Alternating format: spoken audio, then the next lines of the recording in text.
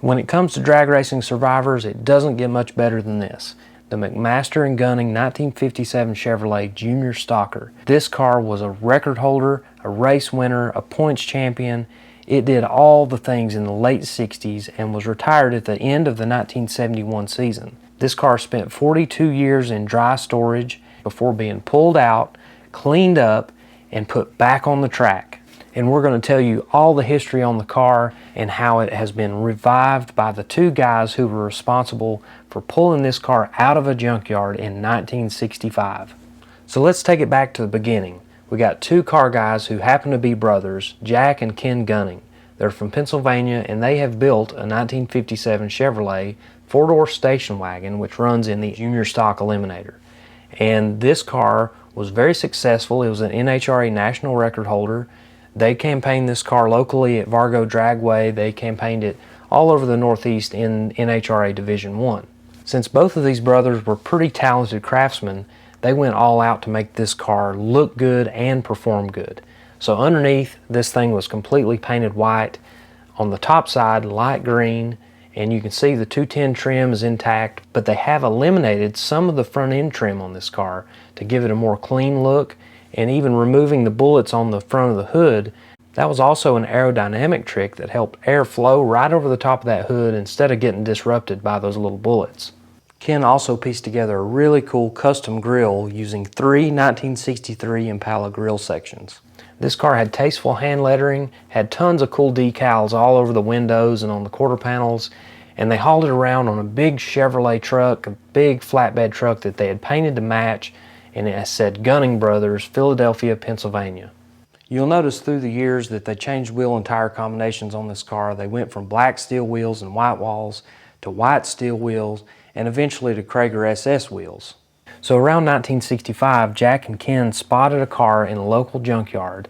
It was a 1957 Chevrolet 210 four-door hardtop. So they suggested to their good friend Alan McMaster that this might be a good candidate for an up-and-coming race car, and he jumped at the chance to go ahead and buy it.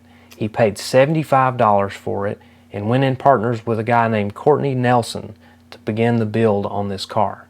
Big Al and Court built this car with some leftover parts from the Jolly Green Giant station wagon, and Ken also jumped in there to help get this thing straightened up and painted.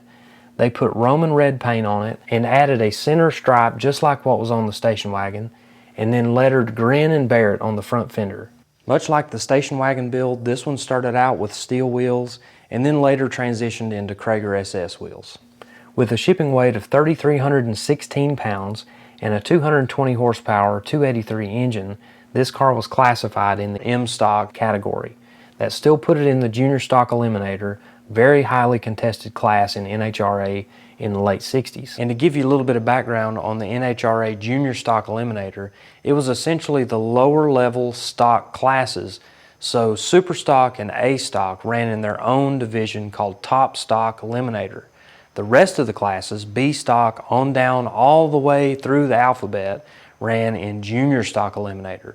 The Grin and Barrett 57 Chevy was on the track by 1966, and by 1967, a Jenkins competition engine was purchased and put into the car. Midway through the 1968 season, the Gunning brothers sold the Jolly Green Giant station wagon, and at the time Ken was actually leading the Division I Stock Eliminator points. And since the points were awarded to the driver and not the car, Big Al and Court offered Ken the opportunity to drive the Grin and Barrett car at the remaining 1968 points meets. Ken performed very well behind the wheel of the car, and they were fortunate enough to win the 1968 Stock Eliminator Points Championship. At the end of the 1968 season, Big Al became the sole owner of the car. Jack and Ken stepped in to maintain the car, and then Ken continued to drive it. Between the 1968 and 1969 seasons, they took the opportunity to strip the car back down and give it a new appearance. They did some mild customizing. They got rid of the bullets on the hood, they got rid of some of the emblems on the back of it, and then they went back with a custom paint job which included 1969 Camaro colors, Le Mans blue, Dover white, and Hugger orange. Once again, Ken Gunning handled the paintwork on this car, and he made it a very slick looking piece for the 1969 season. Even though the stock eliminator classes had some pretty strict rules, you could still get away with some weight reduction because your car was classified on its shipping weight, not its actual weight on the day of the race. So as long as it fit within the rules, you could do these tricks like getting rid of the undercoating, painting it, doing everything you could to both help aerodynamics, weight, horsepower, anything you could do to fit within those rules and maybe bend the rules where you had the opportunity. And that subject brings us to the Jenkins competition engine that's under the hood of this car. Originally displacing 283 cubic inches, the bores were enlarged by 60 thousandths, which created a 292. It had a stock crank, stock rods, and forged true 9.5-to-1 compression pistons. They ran a 18 thousandths thick steel GM head gasket to gain a little bit more compression and still be legal. It had an NHRA legal competition valve job by Jenkins Competition, and it had a completely stock valve train otherwise. Inside the block is a General Kinetics No. 6 original cheater cam. Now they call these cheater cams because they weren't exactly stock specifications, but they were NHRA legal. On top of the original cast iron intake manifold was the original Chevrolet 4-barrel carburetor, which had some legal modifications done to it.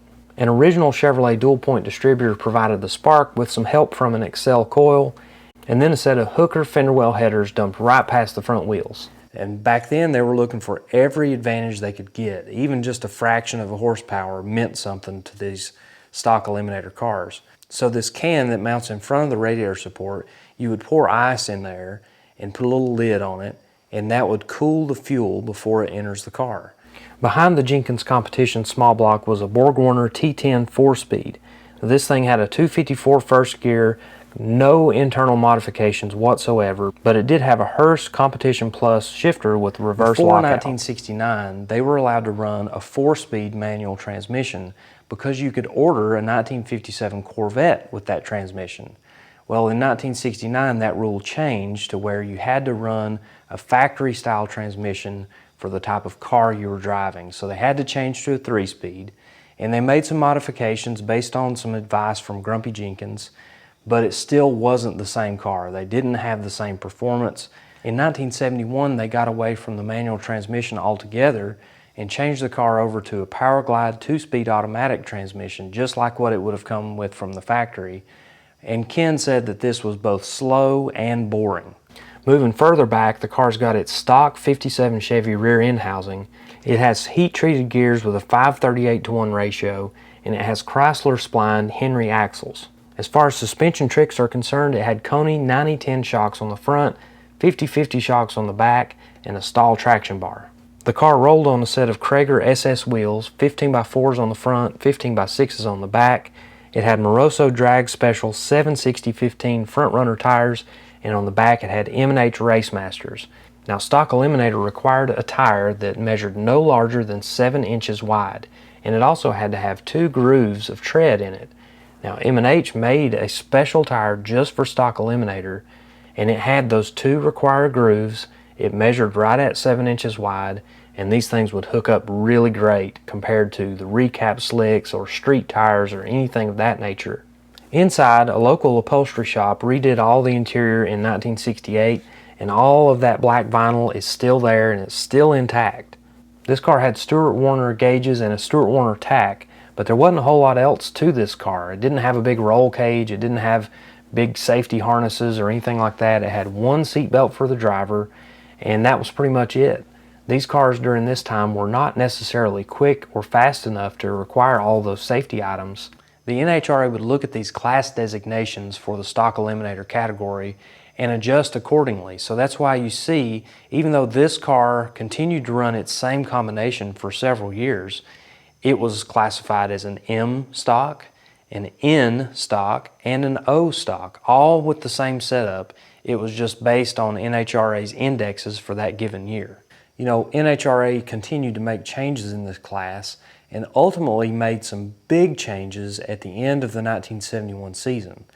So for the 1972 season, this Junior Stock Eliminator would have a completely different rules package, and it basically sent all of those previous Junior Stock cars into no man's land. They could either go race in modified production, or at this time bracket racing was starting to become a thing, So, you know, there was a future for some cars. However, the McMaster Gunning car, it was done. At the end of the 1971 season, this car was parked.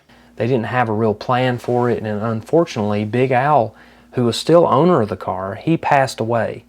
And he left the car to his family, and that was kind of the end of the drag racing days for the Gunning brothers. Fast forward to 2011, and the Gunning brothers are still interested in drag cars, especially in the history side of things now that, you know, they're looking back on their career and their life of running the roads and running these drag cars.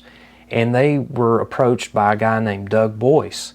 He's an author of many books, and he was writing a book about junior stock cars, and he wanted to include information about the McMaster Gunning car. It was an iconic piece of Junior Stock Eliminator history.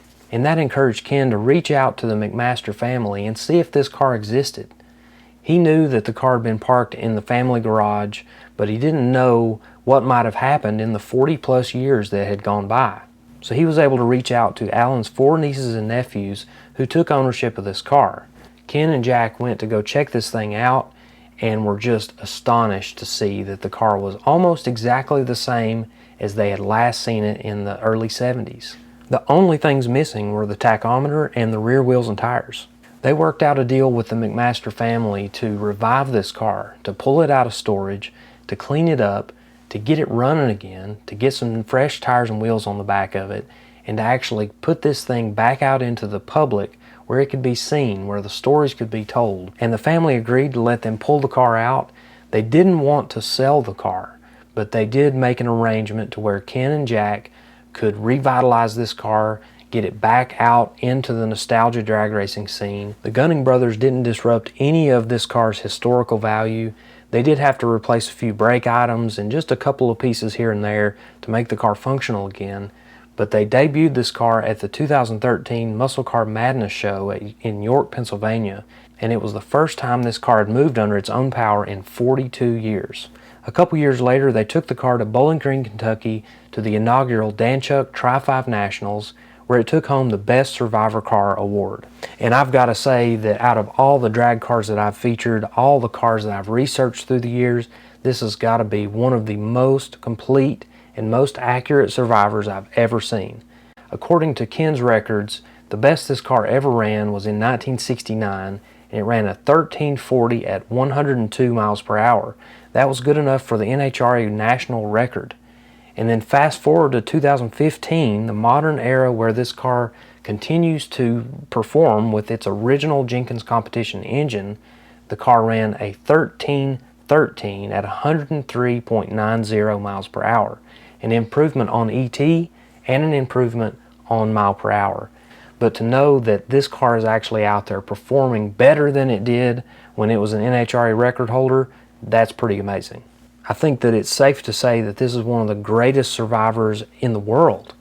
And the fact that it still runs, they still beat on it, the fact that it still looks the same when it was setting records and winning races and winning championships, it's really just an amazing thing that this car survives to this day.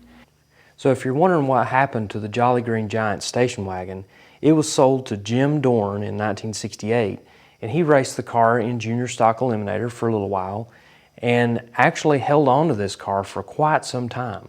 He had it stashed away in a barn for several years, and his son Joe actually took it out and completely rebuilt it as a street car. A few years ago, a guy by the name of Steve DeWoody from Texas asked the Gunning brothers if he could build a clone to the Jolly Green Giant. Of course, the Gunning brothers were okay with it, and they offered all sorts of pictures and information so that he could build the best possible clone of this car. To take this clone one step further and make it much more authentic, Steve was actually able to get in touch with Joe Dorn to get a hold of some of the leftover parts that he removed from the car when he made it a street rod. And then he was able to track down an NHRA legal engine from none other than Courtney Nelson, who was the original partner on the 57 four-door hardtop. The Gunning brothers rebuilt that engine to NHRA specs and shipped it out to Texas to be put into the Jolly Green Giant. That car made its debut at the 2021 Danchuk Tri-5 Nationals in Bowling Green, Kentucky, where I was able to take a few video clips of it to show just how close this thing is to the original. And I hope you've enjoyed following along with the history of this car. And I hope you stay tuned to my channel. We got more content like this coming soon. Thank you for watching.